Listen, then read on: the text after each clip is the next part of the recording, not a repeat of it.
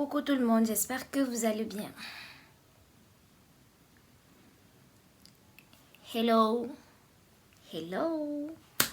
Coucou tout le monde, j'espère que vous allez bien. Pour ma part, ça va un peu, mais ça va pas trop quoi. Vous allez comprendre pourquoi dans la suite de la vidéo. Je crois que vous l'avez déjà même compris avec le titre de la vidéo.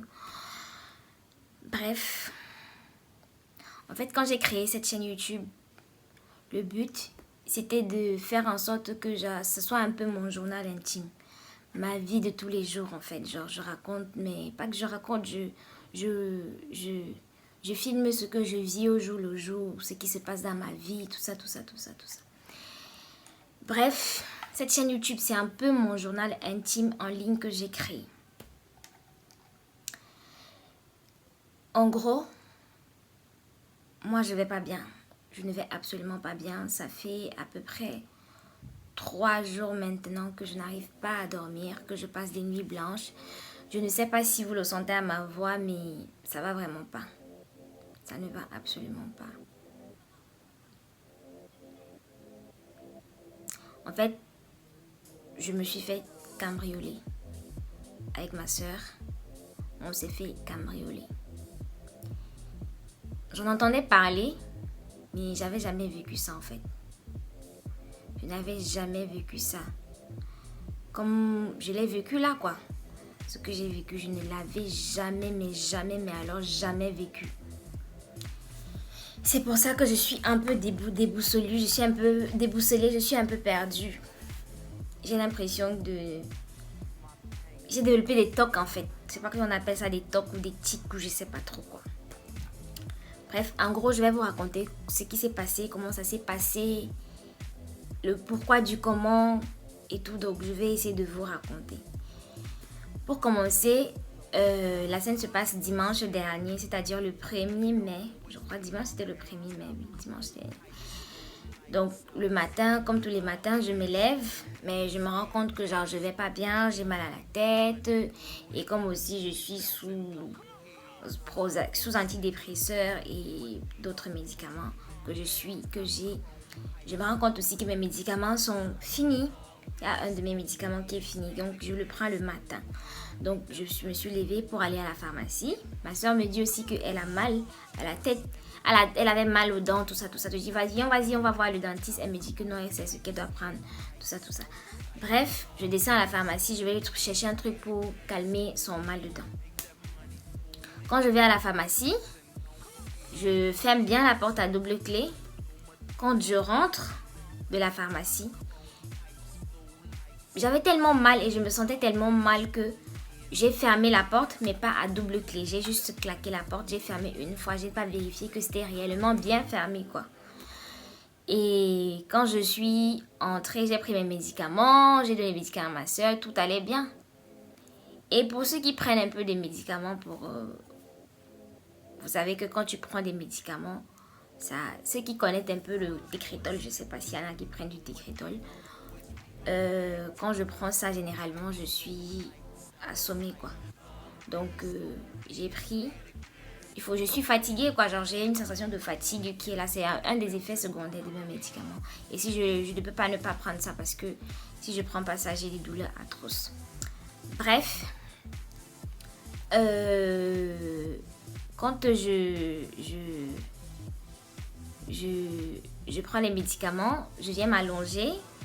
Ma soeur aussi est dans sa chambre, elle ferme sa porte est fermée, moi je viens m'allonger, je ferme pas ma porte quoi, genre comme je suis dans la maison, la porte centrale est censée être déjà fermée, mais apparemment elle ne l'était pas. Je ne vois pas l'intérêt de fermer la porte de ma chambre quoi. Moi je laisse ma porte, je commence à dormir, je dors. Un temps, je sens comment, genre comme j'avais mis la musique sur YouTube avec mon iPad, je sens comment la musique est en train de quitter de ma chambre, sortie de ma chambre. Dans ma tête, je me dis, c'est ma soeur parce qu'elle a l'habitude de rentrer dans ma chambre, prendre l'iPad, aller dans sa chambre, écouter la musique ou je sais pas, regarder des séries et tout. Donc moi, je me dis que ça doit être elle. Là, ça fait genre à peu près 5 minutes après, je me réveille, je me lève, je lui dis, c'est toi qui es venu ramasser mon téléphone ici? Elle me dit non, c'est pas elle. Je dis, mais comment ça, ce n'est pas toi qui es entré ici pour venir ramasser le téléphone et l'iPad? J'ai dit, mais oh. C'est là que je me rends compte que la personne, est-ce que la porte centrale est grandement ouverte? La porte centrale est grandement ouverte. Et là, je me dis, mince. Je viens de me faire cambrioler. Quand j'essaie de regarder à gauche et à droite, je vais au salon, je me rends compte que on nous a pris tous les autres appareils de musique qu'on avait. On nous a pris tout le matériel photo que j'avais acheté pour lancer la chaîne et tout. Ils ont tout ramassé. J'avais un peu d'argent, ils ont ramassé. Sauf qu'ils n'ont pas pris la télé que j'ai l'argent parce qu'elle est trop grande. Et aussi, ils ne pouvaient pas sortir avec le matériel qu'ils pouvaient mettre dans le sac, quoi. Ils ne pouvaient pas prendre des trucs qui étaient gros pour prendre à mettre dans le sac. Ils ont pris mon ordinateur portable. Ils ont fouillé ma chambre, ils ont fouillé le salon, ils n'ont pas fouillé la chambre de ma soeur. Peut-être parce que c'était fermé à clé, je sais pas. Donc, c'est un peu ça. Ils ont fini de fouiller, ils ont parti à 5 minutes après. Et ce qu'il faut savoir, c'est que dans ma cité, il y a des gardiens partout. Juste sous la porte de sous mon immeuble, là, il y a 2 gardiens. Maintenant, quand je descends, je demande aux gardiens, vous n'avez pas vu quelqu'un rentrer dans l'immeuble ou sortir de l'immeuble? Ils disent que non, ils n'ont vu personne rentrer et sortir de l'immeuble. L'autre me dit carrément qu'il n'était même pas là. Moi, je le vois là, il dit que non, il n'était pas là, qu'il est parti uriner. L'autre me dit que non, il a vu personne. Je dis, mais oh. Mais vous êtes là, vous servez donc à quoi? J'étais comme perdue, quoi. Après, j'ai le réflexe de prendre le téléphone de ma soeur, d'essayer d'appeler mon numéro de téléphone. Et là, ça sonne, mais il ne décroche pas. Je rappelle, ça sonne et il décroche. Étant donné que je ne parle pas bien Wolof, je comprends un peu le Wolof, mais je ne parle pas bien Wolof et je ne comprends même pas bien Wolof. Je sais juste dire les mots de base, quoi. Le langage du marché, le langage de faire les courses, quoi. C'est ça que je connais. Et le bonjour, bonsoir, c'est tout. Mais je ne sais pas vraiment parler Wolof. Je passe le téléphone à mon voisin d'en bas, mes voisins d'en bas. Non, ma voisine, parce qu'il y avait une voisine. Ah, ma voisine d'en bas. Je dis, mais je comprends pas ce qu'il raconte. Elle parle avec lui et tout. Le gars lui dit, ok, d'accord, il peut venir me remettre mes affaires, mais il faut que je lui donne 25 000. Je dis, ok, d'accord, je vais te donner 25 000. Il n'y a pas de souci, je te donne les 25 000. Mais comment je fais pour t'envoyer l'argent et comment je fais pour récupérer mes affaires? Après, il fait genre non, pas 25 000, il veut 40 000. Je dis, ok, d'accord, vas-y, ramène les affaires ou bien je sais pas, je vais pas te signaler à la police, rien. Va déposer ça quelque part, comme ça je te fais même Orange Money ou quoi que ce soit. Essaie de me donner une méthode et tout. Genre, après, il raccroche. Quand je rappelle, il dit à la voisine que non, que lui, il est mon copain. Je dis, mais où? Mon copain? Moi, je n'ai pas de copain. Je n'ai même pas d'abord de dragueur. Il n'y a personne qui me drague. Comment je vais aller avoir un copain? J'ai personne qui me drague. Tellement je suis vilaine. Comment je vais faire moi pour jusqu'à avoir un copain? Dans ce Sénégal-là, moi, je vais avoir un copain. J'ai dit, oh, c'est pas vrai? C'est pas vrai, c'est pas mon copain? Je connais même pas des garçons. Bref, et puis c'est plus ça que genre c'est mon copain. Puis déjà, il me connaît même pas. Après, il dit non, il me connaît pas. Que genre, il m'a juste vu. J'étais couchée là, je dormais. J'étais jolie et tout. Et que genre, il m'a laissé un mot. Que je rentre dans la maison, regardez le mot qu'il m'a laissé. Je suis rentrée dans la maison. Je regarde dans la chambre, je regarde la chambre, je regarde, gauche à droite. Je ne vois rien. Après, quelque part là, sur la table de chevet, parce qu'il y a les deux tables, les deux armoires de chevet, puis il y a bref, sur le canapé du lit là, je vois là, j'étais comme, attendez d'abord, apprêtez-vous, tenez-vous bien ce que le mec il m'a dit. Il a écrit en noir sur blanc, je suis allée laisser le papier là à la police. Il a écrit en noir sur blanc que je suis une très très très jolie femme et que j'ai des très belles fesses et qu'il avait vraiment envie de me violer, mais il ne m'a pas violée parce que c'était le ramadan. Il a juste ramassé les affaires. que c'est ma chance, quoi. Que genre, moi, j'ai eu la chance qu'il m'a juste volé, mais il ne m'a pas violée.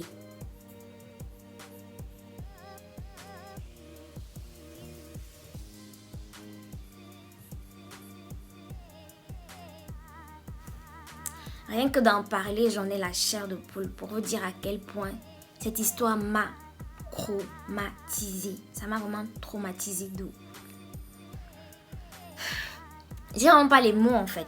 J'ai pas les mots pour exprimer comment je me sens actuellement parce que je n'arrive même pas à dormir. Dès qu'il y a juste un petit bruit comme ça, je me réveille. Dès qu'il y a seulement un petit bruit, je me réveille. Je n'arrive plus à dormir, plus du tout à dormir. Je n'arrive plus du tout à dormir. Bref, quand j'ai vu ça, je suis allée à la police. À la police là-bas, j'ai porté plainte. Puis, bref, ils ont dit qu'ils allaient faire tout là possible pour pouvoir retrouver les affaires, tout ça. Et le pire dans tout ça, c'est que quand, par exemple, je parle aux responsables des copropriétés, ceux qui nous prennent les frais de copropriété, qui sont responsables du nettoyage, du gardinage de la cité, tout ça. Quand je leur parle de ça, ils me font comme quoi, moi, j'ai été négligente, j'ai laissé ma porte ouverte, tout ça. Je dis, mais je n'ai pas laissé ma porte ouverte. Ma porte était fermée, mais elle n'était pas correctement fermée. Et même quand quelqu'un vient vous voir pour cette chose-là, je suis la victime en fait. C'est pas moi qui suis venue bien, genre je suis pas en train de faire genre exprès de dire que non on est venu chez moi voler tout ça. C'est moi la victime, je crois. Je pense que c'est moi la victime. Donc c'est pas à moi qu'on doit blâmer. On n'a pas à me blâmer du fait on soit venu voler chez moi. Parce que je n'arrive, genre quelqu'un rentre chez vous, il ramasse vos affaires et les gens vous blâment. Ils vous jugent, ils vous blâment pour ça.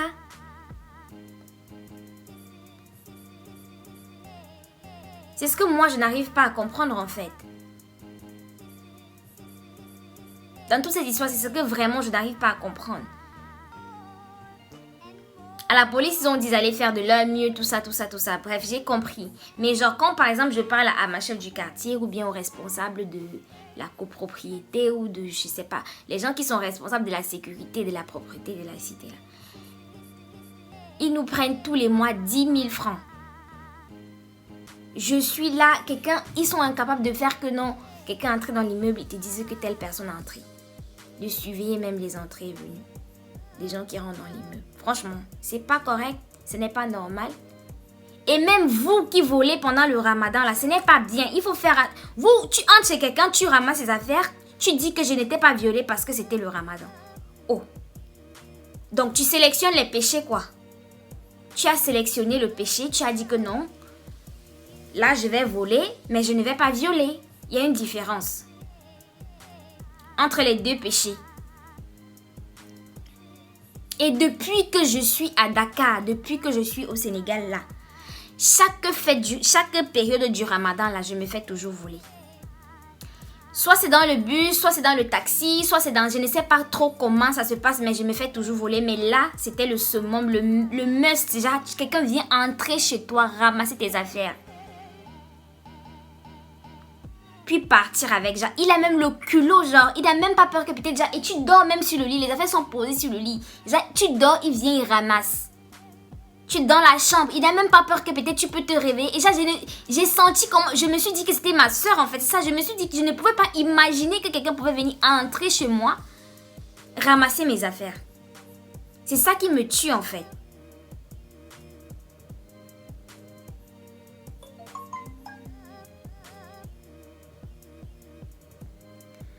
Bref, là, je suis dépassée, je suis traumatisée, je ne sais pas trop vraiment quoi dire. Et du coup, j'avais envie de parler de ça. Et désolée si je n'ai pas vraiment respecté le timing de vidéo que j'ai dit que j'allais poster une vidéo chaque jour. Et aussi, ma chaîne YouTube, je ne suis pas là pour attirer les abonnés ou pour avoir les vues, tout ça.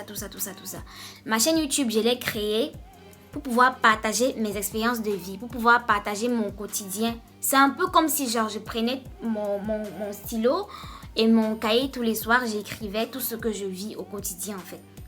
Moi, j'ai décidé de prendre ma caméra et de filmer et de raconter toutes mes journées. Soit de filmer mes journées, soit de les raconter. Donc, comme je pourrais commencer à filmer, comme je pourrais commencer à raconter. et aussi faire des choses qui me tiennent à cœur. Donc c'est un peu ça. Et franchement, les gens qui font ça là, ce n'est pas bien. Il faut arrêter. Il faut arrêter. Quand on dit Sénégal, c'est moi j'aime le Sénégal, j'adore ce pays. On dit le Sénégal, ce sont les énergumènes comme vous qui gâtez l'image de ce pays. Des quions, des chiens comme vous qui gâtez l'image de ce pays. À un moment donné, il va falloir se respecter. Oh. Si on arrive à localiser, si la police arrive à trouver le gars, toi arrive à te trouver, toi qui a volé, qui est venu entrer chez moi, jusqu'à me laisser un mot que tu aurais dû, tu m'as épargné parce que c'était le Ramadan. On verra qui va se faire violer le jour là. Même comme on ne rend pas le mal, pas le mal. Bref, j'étais vraiment très très triste. J'avais envie de parler, j'avais envie de me défouler, j'avais envie de dire ça, d'exprimer le fond de ma pensée parce que franchement, ça me fait mal au cœur. Déjà que tu achètes tes appareils, ça ne fait même pas 2-3 jours que tu as ça, mon frère. Quelqu'un entre chez toi, il ramasse les choses comme si il était chez lui. Il se sert carrément chez toi. Ken. C'est quelle histoire ça? Les gars, faites attention à cette période du Ramadan. Les gars sont violents. Les gars sont violents. Faites attention. Protégez-vous. Fermez bien vos portes à double clé. Même quand vous montez dans le bus, là, arrêtez bien votre sac. Faites très attention. Arrêtez bien votre sac. Parce qu'il y a les gens ici, ils sont des hypocrites. Il y a les musulmans sénégalais ici. Moi, j'en connais plein. C'est des hypocrites. Ils font semblant de faire le ramadan alors qu'ils ne font pas le ramadan. Ils sont eux qui vont te parler de Dieu à chaque seconde. Je ne suis pas en train de critiquer la religion musulmane. Je suis en train de critiquer les salopards qui font semblant d'être musulmans là, et qui viennent ternir l'image de la religion musulmane. Moi, mais je suis chrétienne. J'adore. Il y a aussi les brebis galeuses. Il y a les brebis galeuses de partout. Mais vous qui êtes sorciers là, Dieu vous voit. Le Allah que vous mentez chaque jour là, il vous voit et vous regarde. Vous aurez la récompense de vos actes. Bande de sorciers comme ça. Moi, j'ai dit on me vole pas. Je vais te corriger, tu ne me connais même pas. Tu vas venir toi seul venir me demander pardon. Wanjima Pan. Je suis une fille esselée. Tu ne me connais pas très bien. Tu vas connaître qui je suis, tu sauras. Même si je ne te connais pas encore, mais toi tu vas me connaître. Comme tu pensais me connaître, là tu m'as vu dans ma chambre, nue sur mon lit, en train de dormir. Toi tu vas me connaître, toi qui pensais me connaître là. Ouais, Jamala Mosmok. Usenjima Mboklombokki. Sur ce les amis, bye bye, j'ai fini de bavarder parce que là j'avais vraiment envie que ça sorte. J'avais vraiment envie que ça sorte, il fallait que ça sorte, il fallait que je me défoule. Donc, passez une agréable, je ne sais pas à quel moment je vais poster cette vidéo, soit agréable soirée ou agréable journée ou agréable quoi, je ne sais vraiment pas. Et surtout, faites attention à vous, faites très attention à vous. Il y a les rôdeurs ici dehors, ils n'ont pas encore la bille pour la fête, ils n'ont pas encore les chaussures pour la fête. Ils partent voler chez les gens, au lieu de travailler. Comment mais j'ai d'abord quoi? Je ne suis que pauvre étudiante. J'ai d'abord quoi? Je travaille quoi? Les petites miettes que mon père ou ma mère m'envoie là, c'est ça donne quoi? J'ai quoi? Ouais, mon frère.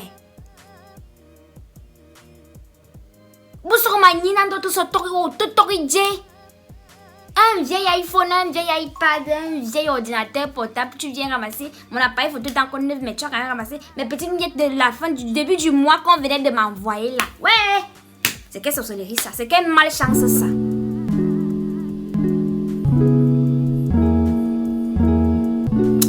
Je vais t'envoyer le Ngalimbangwanjima. Tu sais les amis, bye bye. Je m'avais dormi. Je suis même pas sûre qu'elle va arriver à dormir. Je vais pas me coucher mais je vais pas dormir. Parce que depuis là, j'essaie de dormir jusqu'à me maquiller pour venir faire la vidéo YouTube. J'essaie parce que j'avais vraiment envie que ça sorte. J'avais envie que ça sorte. Parce que là, franchement, ça ne va pas. Ça ne va pas. Oh!